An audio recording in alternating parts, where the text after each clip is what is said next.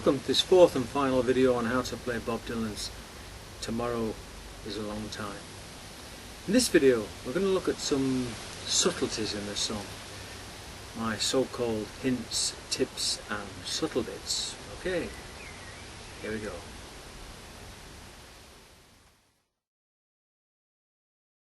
Righto folks, let's first of all take a look at those subtleties that Dylan employed on the bass line. Let me say that predominantly this is the bass line that he's playing in the song.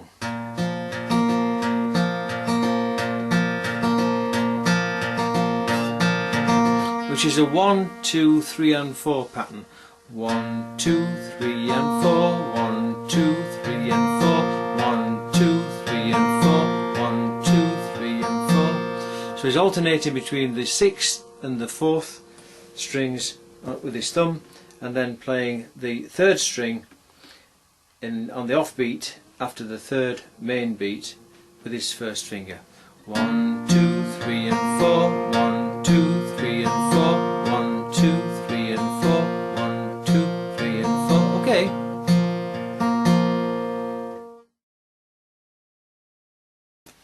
Right, now the thing to note here is that Dylan, although that's the predominant bass line that he plays in the song, if you listen carefully to the track, and I would encourage you to listen over and over to the track for yourselves in order to pick up these little differences, these nuances.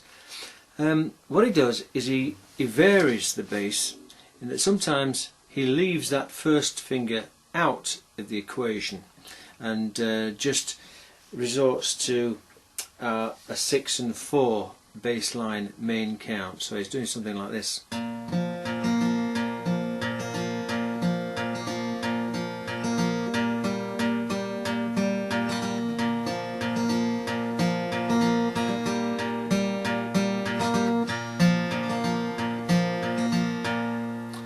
Okay, so you can see sometimes he's putting that offbeat in on the 3rd string with his 1st finger, and sometimes he leaves it out and just plays a straight bass line, alternating between the 6th and the 4th with his thumb.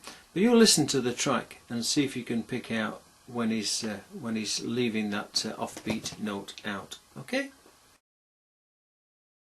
Rightio, let's move on now from the bass line and look at some of the nuances that Dylan used on this track in the treble line picking. And the first one I want to look at is that classic Dylan G-C switch that I showed you in the first 3 videos, where he goes from a G up to a C within the G chord, just moving the 2nd finger up a string, bringing the 1st finger on that 2nd string in the 1st fret.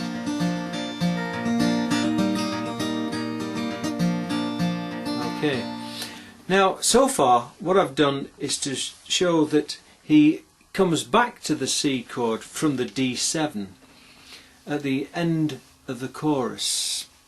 Let me just go through the chorus and demonstrate what I mean here.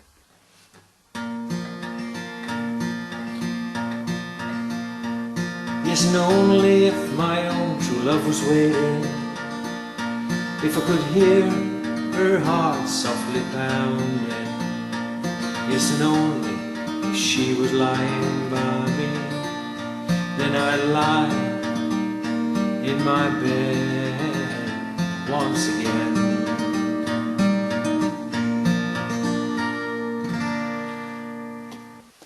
Now you could see clearly there that I was playing a full C chord on the return from that D7 back to the G in the last line of the chorus.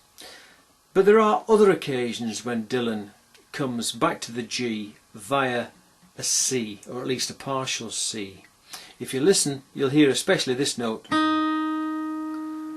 in the song, and that's when he's playing a C or a partial C before he's coming back to the G. Okay, so the chorus line might go something like this. Yes, and only if my own true love was waiting, if I could hear her heart softly pounding. Yes, and only if she were lying by me, then I'd lie in my bed once again.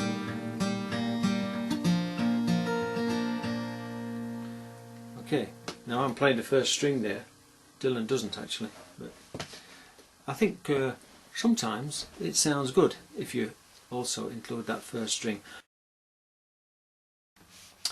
Right, now another thing we can notice about the playing of this C chord is the slight hammer-on that Dylan occasionally uses. So instead of playing like this,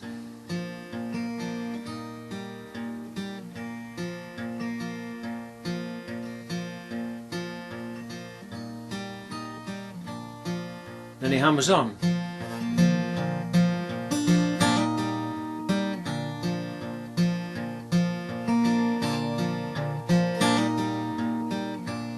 Okay, so on those two strings, the second string and the fourth string with the first and second fingers, I'm exaggerating at this point here, but that's just to try and demonstrate the point that you're getting occasionally a hammer on to emphasise those two notes, and especially that note there on the second string.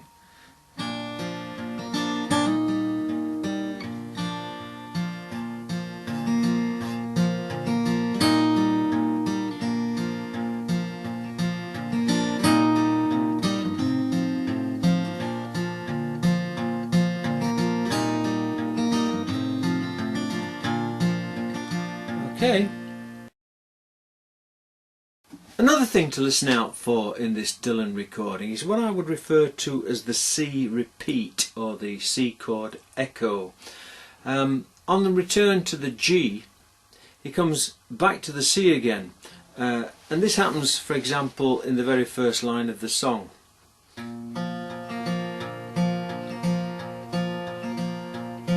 If today was not a crooked highway. See that? If today was not a crooked highway. So you can almost repeat part of the line as an echo. If today was not a crooked highway, crooked highway. Okay, and you'll listen out for that, because Dylan uses that quite often throughout the song. Okay? Now, in order to get special emphasis here, what you can also do is pinch two strings together at the same time. And I'm thinking here of the second string with the first finger and the sixth string with the third finger, like this.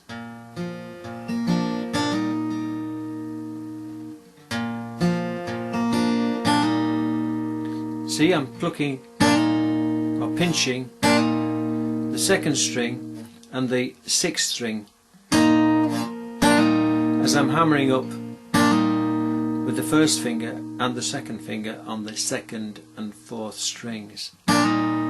So whilst I'm only actually plucking the second string, that first finger and the second string, and the sixth string with that third finger here, because I'm hammering on with the second and the first finger, although I'm not actually plucking that fourth string, you can hear it ringing because of the force you're applying as you hammer on to that string.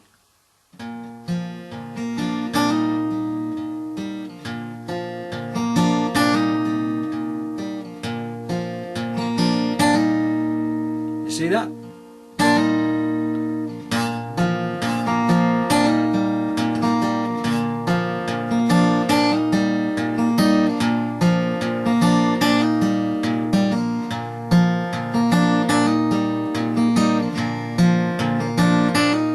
See, that's okay. It's the right hand.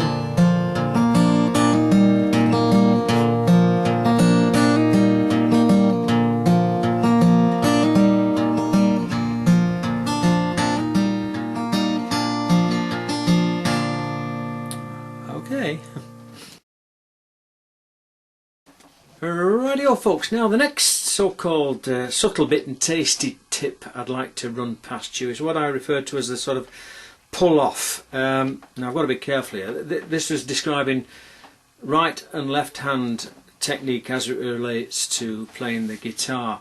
I've shown you the hammer on. Well, the opposite of the hammer on is the pull off, and Dylan uses this a few times in this track.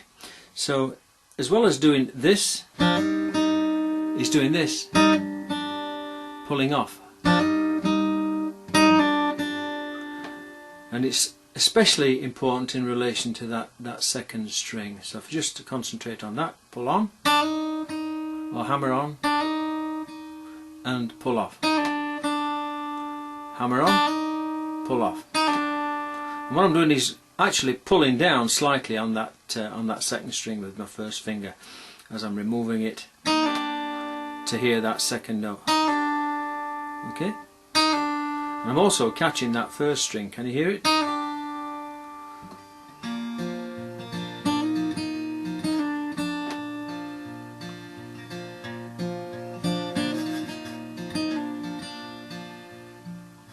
And what Dylan also does is he plays the string twice in quick succession as he plucks it,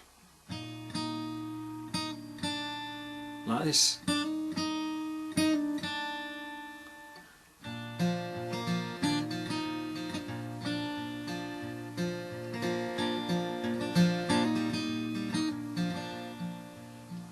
Okay, now just listen to it on the actual track.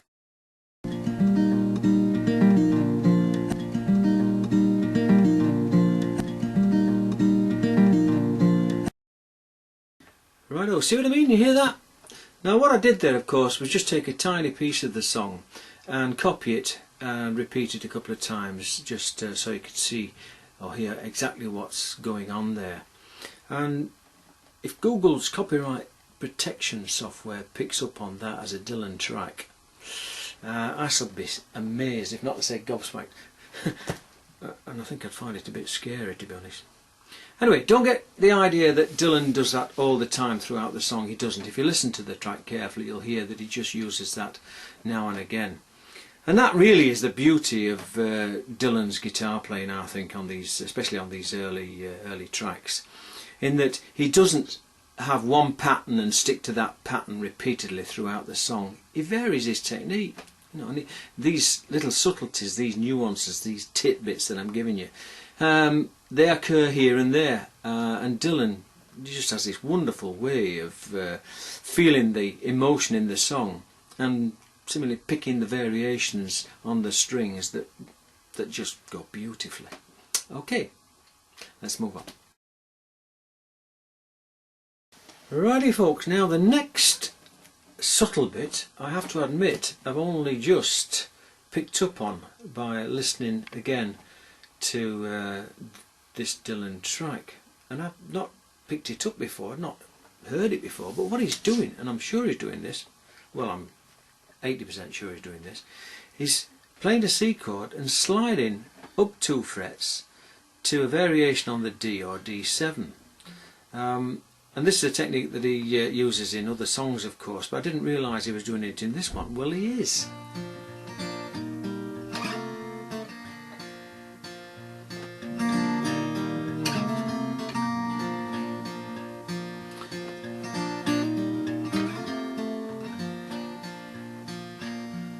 Alright, now you might not hear it as clearly as that, but certainly that's what he's doing. And I can hear it especially when he sings the line, let me think now, I can't hear the echo of my footsteps. I can see my reflection in the water, I can speak the sounds to show no pain, I can hear the echo of my footsteps, or remember the sound of my own name. Yes, and only if my own true love was waiting.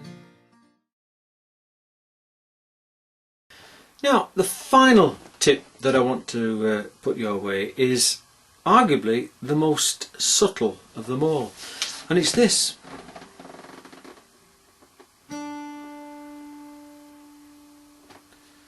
that second string is slightly flat on the recording.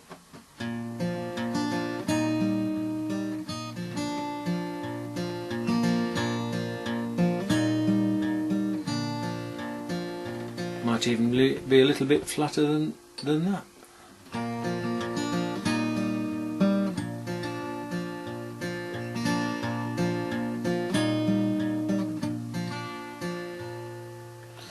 You'll listen and you'll hear it. But of course Dylan didn't have an electronic tuner back in 1963. They weren't invented. So he used his ear. And not having Joan Baez alongside him to give him assistance on that occasion, he didn't tune his guitar quite spot on. That may have been deliberate, I don't know, or just a happy accident. Hey, what the heck. Right, that's it for this little series of videos, and once again I'd like to say I hope they've been of practical use to you. The object, as ever, is to show some of the techniques, most of the techniques that Bob Dylan used on playing his acoustic guitar back then in the early 60s, in the hope that you'll be able to use some of those techniques in order to develop your own style or play the Bob Dylan way. Okay, good luck, see you later, cheers for now, ta-da.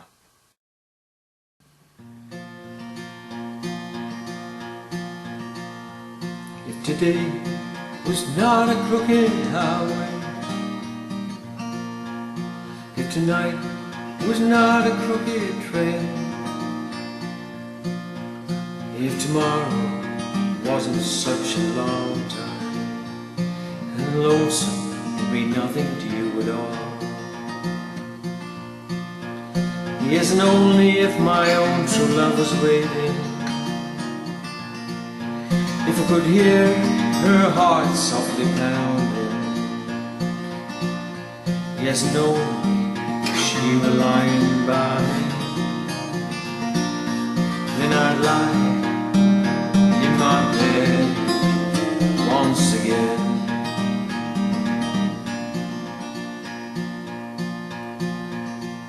I can't see my reflection in the water, I can't speak the sounds to show no pain, I can't hear the echo of my footsteps or remember the sounds of my own name. Yes, and only if my own true love was waiting, if I could hear her heart softly pounding, yes, and only if she was lying by me, and I'd lie in my bed once again.